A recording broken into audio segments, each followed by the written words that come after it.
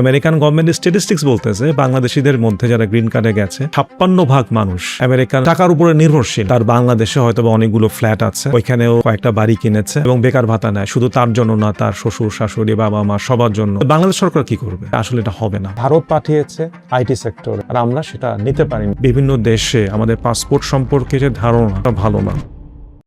যে বাংলাদেশি পাসপোর্ট দুর্বল হওয়ার ক্ষেত্রে আমাদেরকে জাতিগতভাবে যে প্রশ্ন করতে হবে, আমাদের দেশের বিশাল সংখ্যক মানুষ যখন উন্নত বিশ্বে যায় তখন তারা কি ওই দেশের ট্যাক্স দেয় নাকি ওই দেশের ট্যাক্স বেনিফিট নেয়? যদি আপনি কোনো একটা দেশে গিয়ে ট্যাক্স দেন, মানে ওদের ইকোনমিতে কন্ট্রিবিউট করেন পজিটিভলি, তখন আপনার পাসপোর্টের র্যাঙ্ক বাড়তে বাধ্য।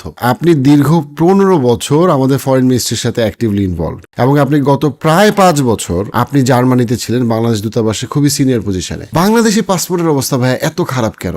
যেই দেশে যাই বাংলাদেশি পাসপোর্টের দেখলেই এয়ারপোর্টে হেনস্থা হইতে হয় অথবা মানুষজন পছন্দ করে না। শুধু হয়তো আফ্রিকার দেশগুলো ডিফারেন্ট, বাট বাংলাদেশি পাসপোর্ট নিয়ে আমাদের যে যাত্রীরা বাংলাদেশিরা, এদের মধ্যে অনেকে খুবই শিক্ষিত, অনেকে খুবই আপনার অভিজ্ঞ, কিন্তু কেন তারা বাংলাদেশের পাসপোর্টের জন্য পদে পদে হেনস্থার শিকার হবে? কেন আমাদের পাসপোর্ট এত দুর্বল অথবা এত নগণ্য হিসেবে বিবেচিত হবে? না, আপনার এই প্রশ্নটা আমারও ছিল এক সময়, যখন আমিও সরকারি চাকরিতে যোগদান না করি। আমিও ভাবতাম যে কেন এত দুর্বল, কিন্তু যদি আমি চিন্তা করতে চাই, এটা আমাদের সবারই ব্যর্থতা। আমরা অনেক সময় সরকারকে সমালোচনা করি, মনে করি সরকারই সব করবে, কিন্তু আমরা কি একবারই কি প্রশ্ন করেছি নিজেদেরকে যে আমরা যখন বাংলাদেশিরা বিদেশে যাচ্ছি, বাংলাদেশকে কতটুকু আমরা প্রতিনিধিত্ব করার জন্য চেষ্টা করছি? এখন আমরা যদি বিদেশে গিয়ে রাজনৈতিক আশ্রয় চাই, গেলাম ট্যুরিস্ট ভিসাতে, গিয়ে আমি বললাম রাজনৈতিক আশ্রয়ের দরকার, গেলাম ট্যুরিস্ট ভিসাতে, এখানে আসলে উদ্দেশ্য হচ্ছে সন্তান জন্মদান করা বা পালিয়ে যাওয়া বা ট্যুরিস্ট ভিসার রুল ভঙ্গ করে কাজ করা। তো আমি মনে করি যে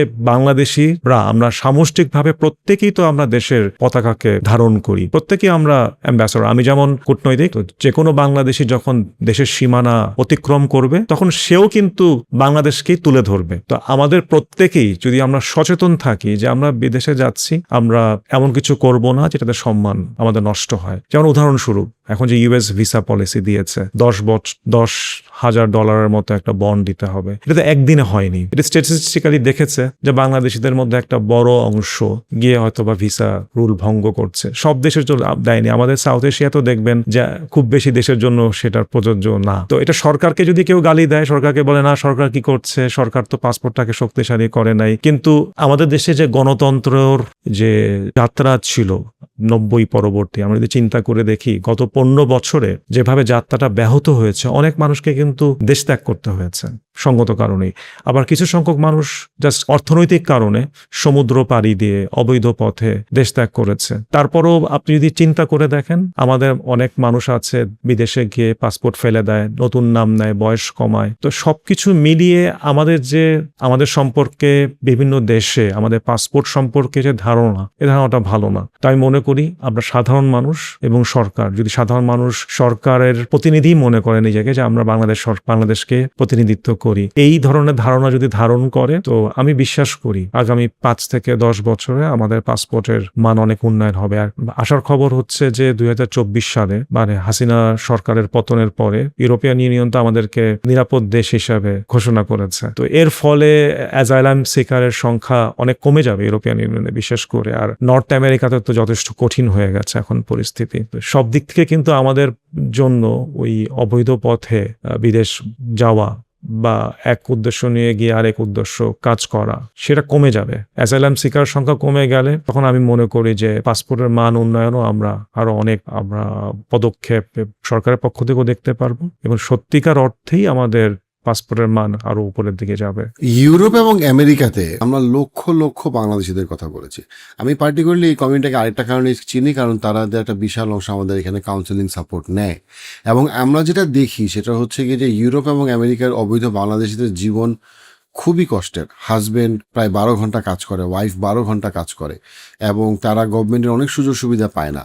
তারা সবসময় একটা আতঙ্কে থাকে যে গভর্নমেন্ট যদি সরকার যদি তাদেরকে বের করে দেয়, কারণ তাদের কোনো ভিসার মেয়াদ অনুযায়ী তার থেকে ভিসা হয়তো বা সে নিয়ে আসছে কোনোভাবে হয়তো 3 মাস, কারো ভিসাও ঠিক মতো নাই, এবং তারা এখানে আছে প্রায় 20 বছর, এখানে তাদের বাচ্চা হয়ে গেছে। সো তারা না দেশে ফিরতে পারে, না তারা আসলে ওই দেশে একটা স্বাভাবিক জীবনযাপন করতে পারে। হাজব্যান্ড দুজনকে চাকরি করতে হয় ক্যাশে, এবং ক্যাশে চাকরিগুলোতে কোনো লেবার ল ফলো করা হয় না। সো এই যে বিশাল একটা অংশের অবৈধ বাংলাদেশি তাদেরকে কেন ইউরোপ আমেরিকার সরকার আদৌ অ্যালাউ করলো এত বছর? দেখেন এই জিনিসটা আসলে যারা ইউরোপিয়ান ইউনিয়নে যারা অবৈধ প্রক্রিয়ায় গিয়ে রাজনৈতিক আশ্রয় চেয়েছে, কোর্টে বিচারাধীন অবস্থায় ফয়সালা রায় না হওয়া পর্যন্ত তারা কিন্তু কাজের অনুমতি পায়। সেটা আমেরিকাতেও পায়, ইউরোপিয়ান ইউনিয়নও পায়। এখন সেই প্রক্রিয়া কঠিন হয়ে যাচ্ছে দিনকে দিন। যারা বাংলাদেশিরা এখন ধরেন জার্মানিতে, আমি জার্মানি কথা খুব হলপ করে বলতে পারি, কারণ জার্মানি সবচেয়ে শক্তিশালী অর্থনীতি ইউরোপিয়ান ইউনিয়নের ভেতরে। ইতালি থেকে একটা বড় অংশ আসছে, তাদের ইতালির রেসিডেন্স পারমিট আছে। ইতালিতে তারা যেভাবে গিয়েছিল, যেই পরিমাণ স্কিল তাদের ছিল, এখন জার্মান ইকোনমিতে গেলে ওইটা ম্যাচ করবে না। তখন তারা অনেক কষ্টসাধ্য কাজ করবে। তো কষ্টসাধ্য কাজ করবে সেটা তাদের চয়েস, তারা তো মানে স্কিল নিয়ে আসেনি, বাংলাদেশ থেকে ইতালি গেছে, স্কিল তেমন ছিল না। আর দ্বিতীয় অংশ যেটা আপনি বললেন ক্যাশে কাজ করে, সেটাও তাদের চয়েস।